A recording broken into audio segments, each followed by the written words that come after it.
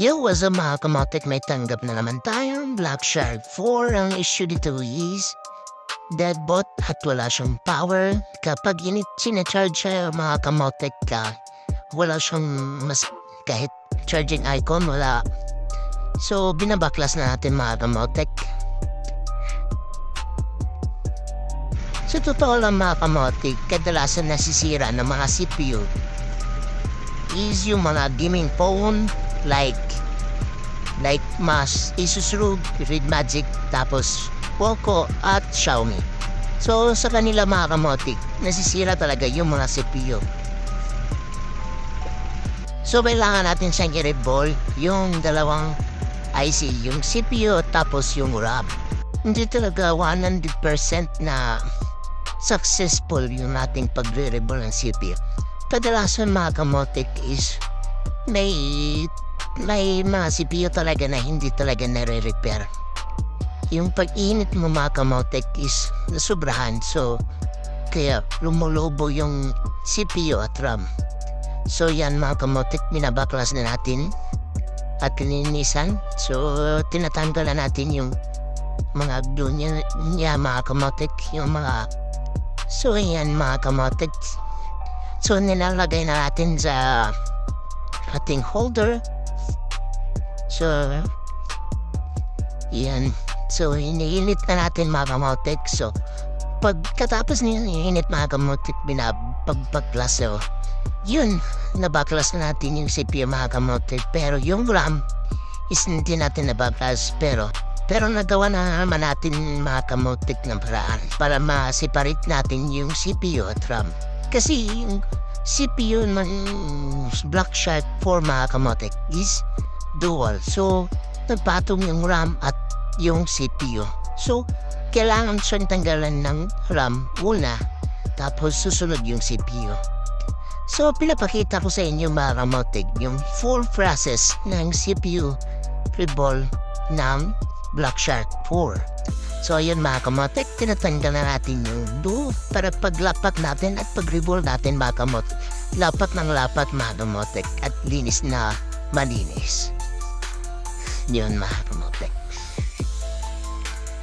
So malapit na tayo mag-revolve. So sa CPU na naman tayo mga kamotek. So yun, linisan natin mga kamotek. Gumamit tayo ng soldering iron.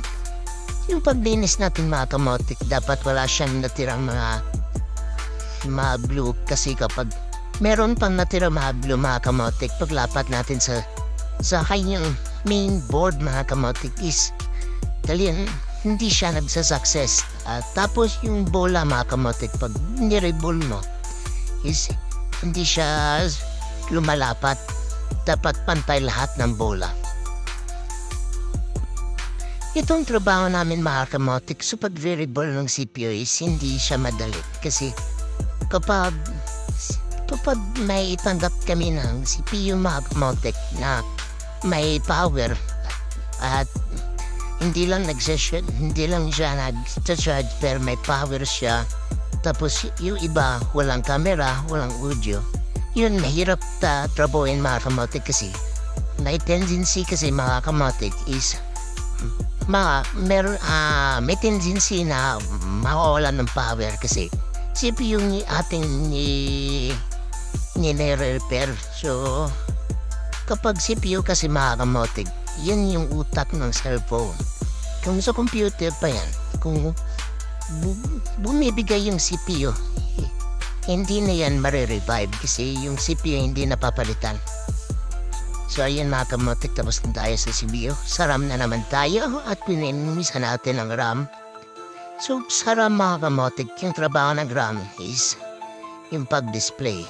So dapat yung RAM na kamotek is na nalinisan natin na maigi at wala siyang ma-exist na glue. Kapag merong exist na glue mga kamotek, pag revolve natin at hindi siya nalalapat, so may bola na hindi same sa pag-revolve natin mga kamotek. So yan, tapos na tayo at proceed tayo sa pag-revolve.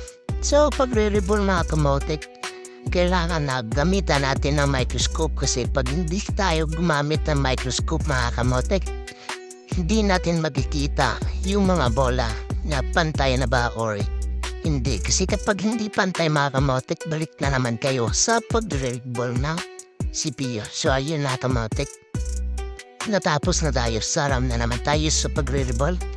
So itong drum mga kamotik, madali nilang readball kasi malit na yung bola. So yan, kinibitsura natin. So mga kamotik, niyanisan muna natin yung kanyang mainboard. Para paglapat natin ng CPU mga kamotik is swak na swak at wala siyang alat. So yan mga kamotik. So gumamit tayo ng good tweak at soldering iron. So yan. Iniinit-init natin mga kamotik para maluto na maluto. So yan mga kamotik. Ito nga pala yung process mga kamotik. Full process ng pag-readball at pag-repair ng CPU. So yan na mga kamotik, is tapos na tayong mag-readball ng CPU at RAM. So nilalapat natin mga kamotik yung CPU.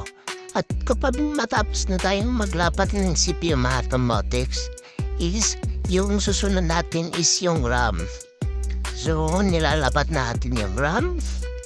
So iniinit-init natin yan mga kamotik para malapat na yung RAM. So pagkatapos natin nalapat mga kamotik, nilalagyan natin ng thermal paste kapag kasi yung CPU mga kamotik is umiinit. So nilalagyan natin ng thermal paste. So ayan mga kamotik, symbols ko na yung black shirt for at dapat na matest natin lahat ng function mga kamotik. Kasi kapag wala kahit isang function na hindi na okay mga kamotik is palyado yung pagre-readball natin ng CPU. Yung hindi gumagana like camera, speaker, tapos yung signal.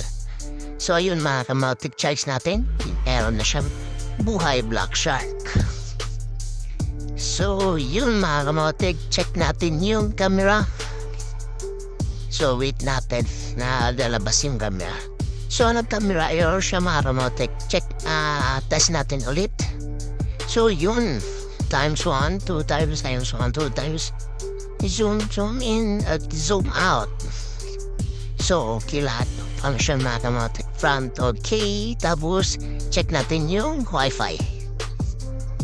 So yun, may Wi-Fi siya mga kamotik. So yun mga kamotik, gumagana yung dalawa. Yung Wi-Fi at connected siya sa gadget pa mga kamotik. So si flashlight, dapat na-test natin yung flashlight. Okay na mga kamotik. Bye-bye!